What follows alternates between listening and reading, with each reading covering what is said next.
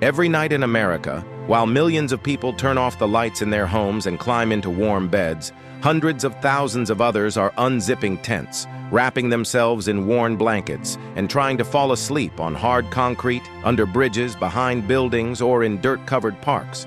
These are not stories from a war zone or a third-world country. These are the lives of real people in cities like Los Angeles, San Francisco, Portland, Seattle, Phoenix, Denver, New York, and hundreds more across the United States.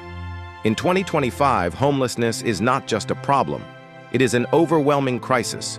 And tent cities, once rare, hidden, and temporary, have now become a common part of the American landscape. If you walk down certain blocks in cities across the nation, you might think you're walking through a refugee camp. Rows of tents, stacked side by side, cover sidewalks and alleyways. Some are simple pop-up camping tents meant to be used for a weekend, not months or years. Others are homemade shelters, constructed from tarps, cardboard, blankets, and scrap wood. Whatever someone could find to shield themselves from rain, cold, heat, or simply the public eye. These aren't just sleeping spots. They're homes. They have chairs, crates, buckets, cooking gear, and sometimes even small solar lights.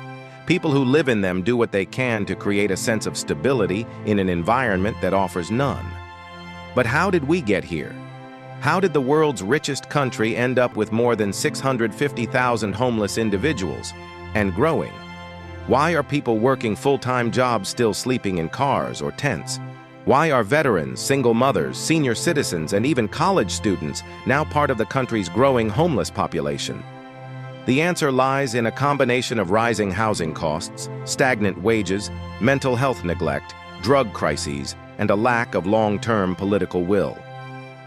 Over the last 3 decades, the cost of housing in America has gone up dramatically. In some cities, by more than 300%. Rent prices are now completely out of reach for low-income individuals and even many members of the working class. A one-bedroom apartment in cities like San Francisco, Los Angeles, New York, or Seattle can easily cost over $2,000 a month. Even in smaller cities, rent has risen to the point where it takes more than half of someone's income to simply keep a roof overhead. At the same time, wages have not kept up. The federal minimum wage in the United States is still stuck at $7.25 an hour, a number that hasn't changed since 2009. Even in states where the minimum wage is higher, it's often not enough to survive, especially with rising prices for groceries, gas, insurance, and health care. A person working full-time at minimum wage cannot afford a basic apartment in any U.S. state in 2025. That fact alone should be alarming.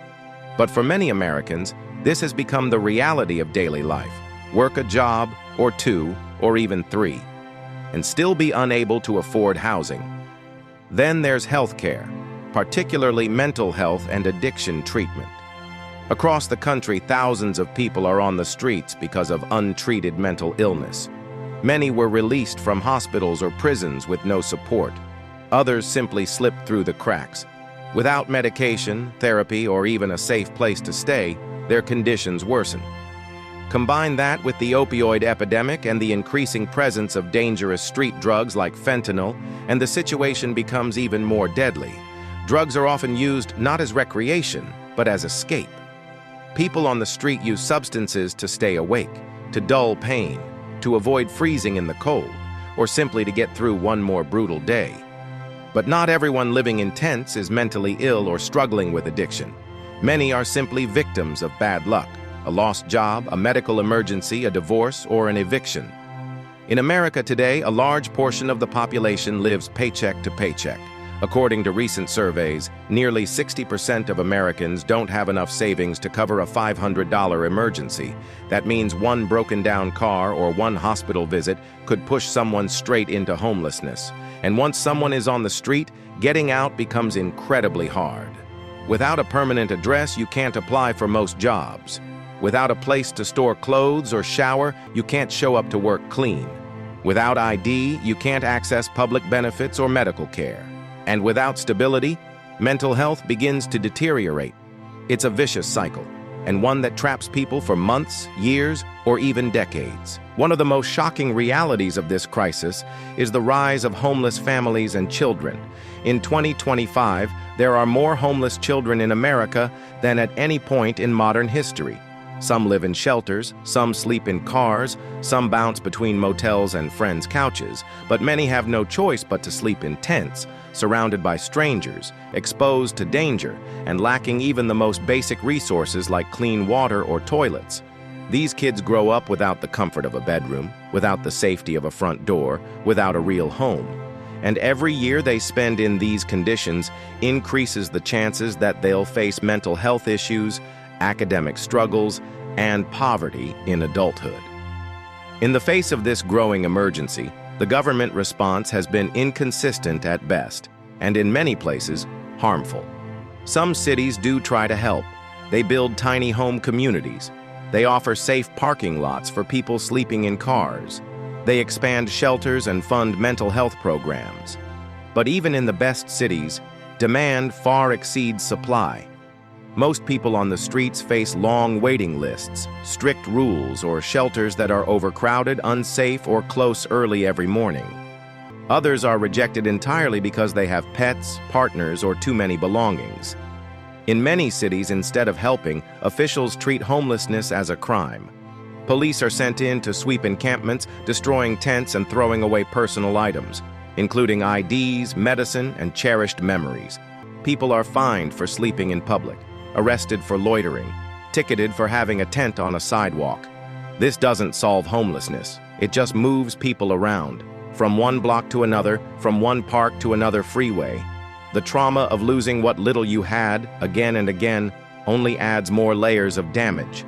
To make things worse, many cities and communities actively fight against solutions. When affordable housing projects or shelters are proposed, residents protest. They say, "Not in my backyard." They worry about safety, property values, or changing neighborhood character. As a result, even when funding exists, projects get stalled, delayed, or canceled altogether, and the crisis keeps growing. But this is not just about policy. It's about how we, as a society, view the people living in tents. Too often, we blame them for their situation. We assume they're lazy or dangerous or don't want help. We walk past them like they're invisible. But most homeless people want the same things everyone else does: safety, dignity, and a chance to rebuild their lives. They are mothers, fathers, sons, daughters, workers, veterans, students, and survivors. If we truly want to solve homelessness, we need to start with empathy and then move to action. That means building truly affordable housing, not just luxury apartments. It means raising wages so that full-time workers don't end up in tents. It means expanding mental health and addiction services and making them available without shame or red tape. It means treating homelessness as a public health crisis, not a criminal offense. And it means listening to the voices of people who are actually experiencing homelessness instead of pretending they don't exist. Because right now, as you're watching this video, someone is losing their home. Maybe it's someone who just got laid off. Maybe it's someone recovering from surgery without insurance. Maybe it's a family that just got evicted because the landlord raised rent by 40%. They're packing their things. They're scared, and they don't know where they'll go next. For many, the only option will be a tent. We cannot allow this to be the normal state of things. We cannot accept a version of America where tent cities grow larger every year, where children grow up on the street, and where hope disappears with every sunrise. Homelessness is not unsolvable. It's not natural. It's the result of decisions, political, economic, and social. And that means it can be fixed with different decisions. But it will take more than speeches. It will take more than one-time donations. It will take a nationwide commitment to the belief that housing is a human right, and that no one in the richest country in the world should be forced to live in a tent, in the dirt, under the shadow of skyscrapers. If you're still watching this, thank you for caring, because caring is the first step, but the next step is action.